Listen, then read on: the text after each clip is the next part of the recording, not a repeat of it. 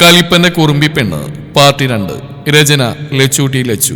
അവതരണം ഷാഹുൽ മലയിൽ. എഡിറ്റിംഗ് ഷെരീജ് പൂനൂർ. അകപ്പുരകളും പിന്നാമ്പുറങ്ങളൊന്നും വേണ്ട. ഈ തറവാട്ടിലെ ഓരോ മനുഷ്യരുടെ മനസ്സിൽ നിന്ന് പോലും അവളെന്ന അഴുക്കിനെ തുടച്ചു വൃത്തിയാക്കാൻ എനിക്ക് കാലങ്ങൾ വേണ്ടി വന്നു. അല്ലേ ഭാരതി? കത്തുന്ന കണ്ണുകളുടെ മുത്തശ്ശൻ മുത്തശ്ശിയെ നോക്കുമ്പോൾ ആ നോട്ടം നേരിടാനാവാതെ അവർ തലവിനിക്കുന്നുണ്ടായിരുന്നു. വിറക്കുന്ന ചുണ്ടുകളോടെ കയ്യിലെ വടി ചൂണ്ടിപ്പിടിച്ചുകൊണ്ട് ഓരോരുത്തരോടായി അദ്ദേഹം ആക്രോശിച്ചു.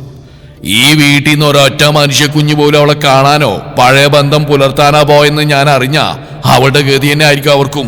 തറവാട്ടിൽ നിന്ന് ഒരു സ്വസ്ഥതയും കിട്ടാതായപ്പോഴാണ് സ്വാതിയേച്ചിയും കുട്ടി വയൽക്കരക്കപ്പുറമുള്ള തോടിനപ്പുറത്തേക്ക് പോവാന്ന് കരുതിയത്. എത്ര വിളിച്ചിട്ട് അവൾ വരാൻ കൂട്ടാക്കിയില്ല. ചില ദിവസങ്ങളിൽ അവൾ അങ്ങനെയായിരുന്നു. എത്ര നിർബന്ധിച്ചാലും കൂടെ കളിക്കാൻ വരില്ല, പുഴയിൽ കുളിക്കാൻ വരില്ല. ഇടയ്ക്കുള്ള കുറച്ച് ദിവസങ്ങളിൽ താൻ എഴുന്നേൽക്കുന്നതിന് മുമ്പേ കുളിമുറിയിൽ നിന്ന് ഇറങ്ങി വരുന്നത് കാണാം. ആ ദിവസങ്ങളിൽ നാമം ജപിക്കാൻ താനും മുത്തശ്ശിയും മാത്രമേ കാണുള്ളൂ. പിന്നീട് അവൾ നിർബന്ധിക്കാൻ പോയില്ല.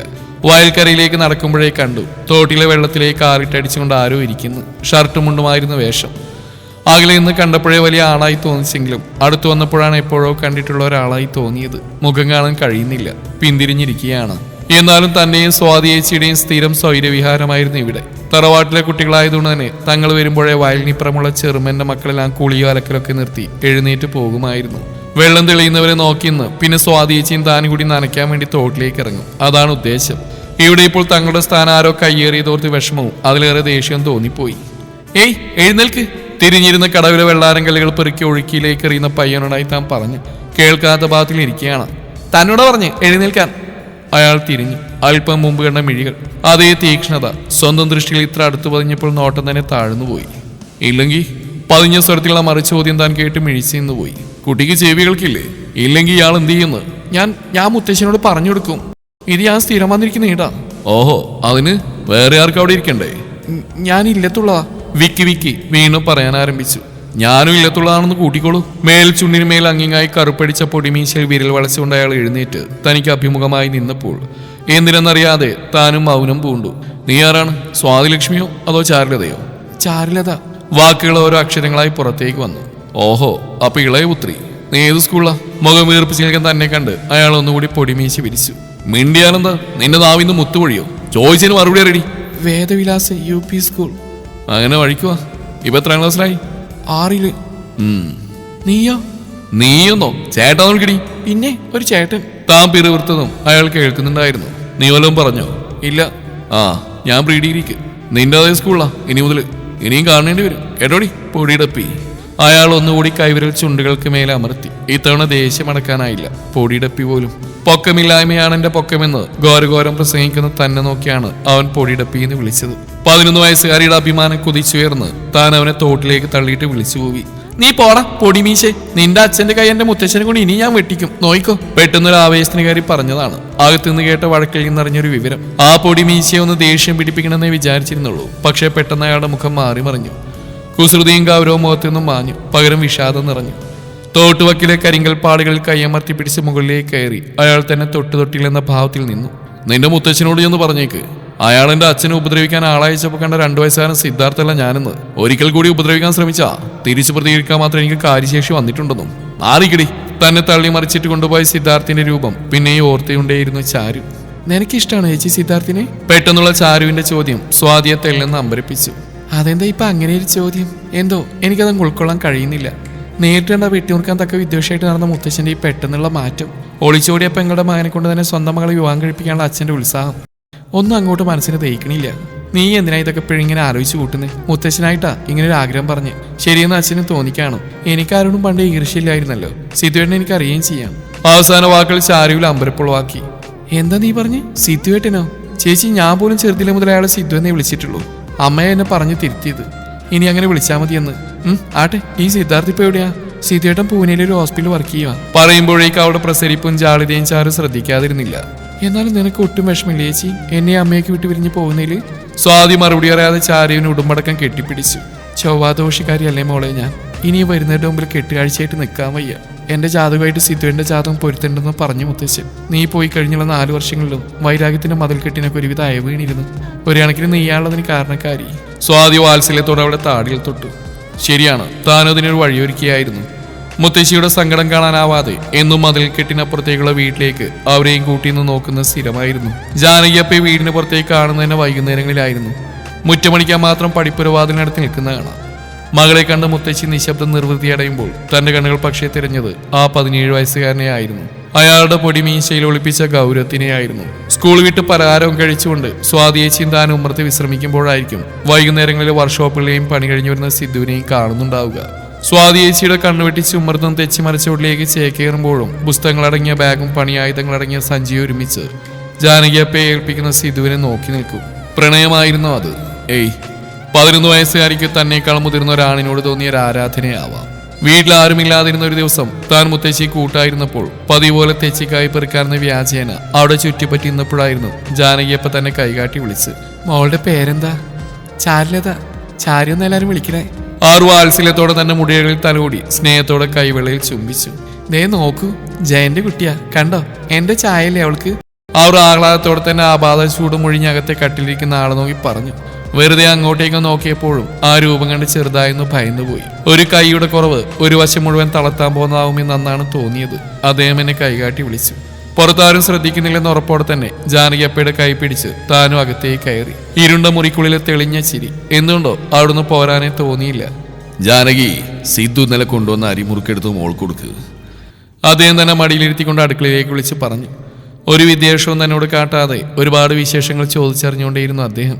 ജാനകിയപ്പേ, ഞാൻ പോവാട്ടോ, സന്ധ്യാവറായി, എല്ലാവരും ഇപ്പൊ വരും. മുത്തശ്ശിയോട് ഞാൻ പറഞ്ഞിട്ടില്ല ഇവിടേക്കാ വരണേന്ന്. കുറച്ചുകൂടി കഴിഞ്ഞിട്ട് പോവാം മോളെ, കണ്ട് കൊതിർന്നിട്ടില്ല നിന്നെ. കുഞ്ഞാണെങ്കിലും നിനക്കെങ്കിലും ഇത്തിടം വരാൻ തോന്നിയല്ലോ. ആറ് വീണ്ടും പിടിച്ചെടുത്താനുള്ള ശ്രമത്തിലായിരുന്നു. കയ്യിലിരുന്ന പലഹാരപാത്രം തട്ടിമറിയപ്പെട്ട പെട്ടെന്നായിരുന്നു. ആരോട് ചോദിച്ചിട്ടാ ഇവളോട് കയറ്റിയത്? സിദ്ധുവിന്റെ ഏറ്റവും പരുഷമായ സ്വരം ആദ്യമായി കേട്ടത് അന്നായിരുന്നു. മോനെ, ജയന്റെ മോളാടാ, നിന്റെ അമ്മാവന്റെ. ഏതമ്മാവൻ? എനിക്ക് അങ്ങനെയുള്ള ബന്ധങ്ങൾ ജനിച്ചപ്പോഴേ ഇല്ല. ഈ 17ാമത്തെ വയസ്സിൽ അമ്മയായിട്ട് ഇനി അങ്ങനെയൊന്നും ഏച്ചിട്ടാണ് ശ്രമിക്കണ്ട. ഈ ആസത്തിനെ ഇവിടെ കണ്ടുപോകരുത്. ഇറങ്ങടി വെളിയിൽ. സിദ്ധാർത്ഥ് ബലമായി തന്നെ അവിടുന്ന് താഴേക്ക് തള്ളിയിട്ടു. വേച്ച് വീഴാൻ പോയ തന്നെ ചേർത്ത് പിടിച്ചുകൊണ്ട് അവർ മകനോട് അലറി. നിനക്കെന്താടാ ഭ്രാന്താണോ? എട്ടുമുട്ടും തിരിയാത്ത ഈ കുഞ്ഞിനോടാണ് നിന്റെ പക. അവളെന്ത് പിഴച്ചു? പിഴച്ചത് അവളല്ലല്ലോ, എന്റെ അമ്മയായി പോയില്ലേ. അതുകൊണ്ടല്ലേ സ്നേഹം നിറഞ്ഞ ആങ്ങളമാരും അച്ഛനും കൂടി വന്ന് എന്റെ അച്ഛന്റെ കൈ വെട്ടിയെടുത്തത്. സിദ്ധാർത്ഥിന്റെ ജ്വലിക്കുന്ന കോപാഗ്നിയിൽ ജാനകിയപ്പയുടെ കണ്ണീരൂശിരും വെന്തും വെണ്ണീറായി പോയി. വിങ്ങിപ്പൊട്ടിക്കൊണ്ട് ഞാൻ തറവാടിലേക്ക് തിരികെ എത്തുമ്പോൾ മുത്തശ്ശി തന്നെയും കാത്ത് പഠിക്കലുണ്ടായിരുന്നു. പ്രതീക്ഷയോടെ നരപടന്ന കൺപീലികൾ ഉയർത്തി അവർ മകളുടെ വിശേഷങ്ങൾ അറിയാനായിരുന്നു വെമ്പൽ കൊണ്ടത്. അവള് സുഖമായിട്ടിരിക്കുന്നോ മോളെ? അവരുടെ ഗദ്ഗതം കണ്ടെന്ന് നടിക്കാനായില്ല. വീട്ടിലെ പുരുഷന്മാരും അപ്പുറത്തുനിന്ന് സിദ്ധാർത്ഥും പുറത്തു വന്ന അവസരങ്ങൾ മുതലെടുത്ത് മുത്തശ്ശിയെയും കൊണ്ടുപോയി പഴയ ബന്ധം ഊട്ടിയുറപ്പിക്കുന്ന തിരക്കിലായി താൻ. അതിനിടയ്ക്ക് സിദ്ധുവിന്റെ പ്രതികാരവും മുത്തശ്ശന്റെ അഭിമാനവും ഒന്നും പ്രശ്നമായി തോന്നിയില്ല. 2 വർഷം പിന്നിടുമ്പോഴേക്കും അമ്മയെയും മുത്തശ്ശിയും സ്വാതിയേച്ചിയും പൂർണ്ണമായി ജാനകിയപ്പയുമായി അടുപ്പിക്കാൻ കഴിഞ്ഞിരുന്നു. അമ്മയും മുത്തശ്ശിയും ജാനകിയപ്പയുമായി സംസാരിച്ചിരിക്കുന്ന ഒരു ദിവസമായിരുന്നു വെറുതെ ഗോവണിപ്പടി കയറി മുകൾ വശമെന്ന് കാണാമെന്ന് തോന്നിയത്. അടുക്കി വെച്ചിരിക്കുന്ന പുസ്തകങ്ങൾ കണ്ടപ്പോഴേ മനസ്സിലായി അത് സിദ്ധാർത്ഥിന്റെ മുറിയാണെന്ന്. ഭിത്തിയിൽ തൂക്കിയിട്ടിരിക്കുന്ന ഷട്ടിൽ ബാറ്റും കോർക്കും, മേശമേൽ ഭദ്രമായിരിക്കുന്ന ഗിറ്റാറും, ഫിക്ഷൻ കേന്ദ്ര ആശ്രയമായ തടിച്ച ബുക്കുകളും. ആകെപ്പാടൊരു വൈരുദ്ധ്യം തോന്നിയെങ്കിലും ഓരോന്നിലും തന്റെ വിരലുകൾ പരതി നടന്നു.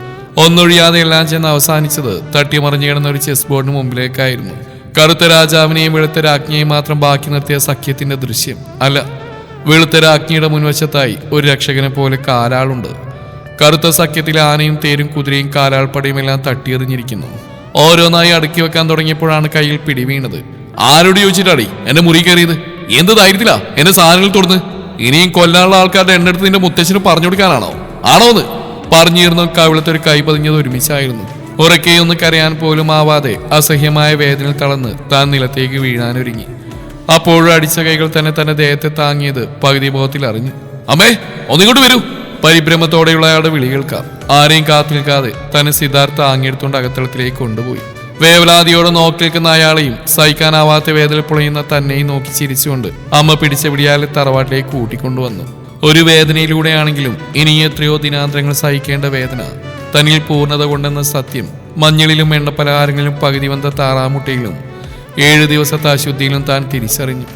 പിന്നീട് അങ്ങോട്ടുള്ള തന്റെ പോക്ക് വിരളമായി മാറി. എങ്കിലും തെച്ചിച്ചൂടിനും അതിലിനപ്പുറത്തേക്കുള്ള കാഴ്ച കാണലിനും കുറവുണ്ടായില്ല. സിദ്ധാർത്ഥിന് എൻട്രൻസ് കിട്ടിയ ആഘോഷം ജാനകിയപ്പോൾ ഒരു ചുറ്റുപാത്രം നിറയെ പായസവുമായി വന്ന് അറിയിച്ചപ്പോഴും നേരിട്ട് കണ്ട് അഭിനന്ദനം അറിയിക്കണം തോന്നിയിരുന്നു. ആളെ കാണാൻ കൂടി കിട്ടിയിരുന്നില്ല. ഒരുപാട് നാളുകൾക്ക് ശേഷം ഒറ്റയ്ക്ക് വീണ്ടും തോട്ടുപറമ്പിൽ പോയിരുന്നപ്പോഴാണ് കാൽപാദമിട്ട് അടിച്ചിരുന്ന വെള്ളത്തിലേക്ക് ഒരു വെള്ളാരങ്കല്ലിന്റെ വീഴ്ച അറിഞ്ഞത്.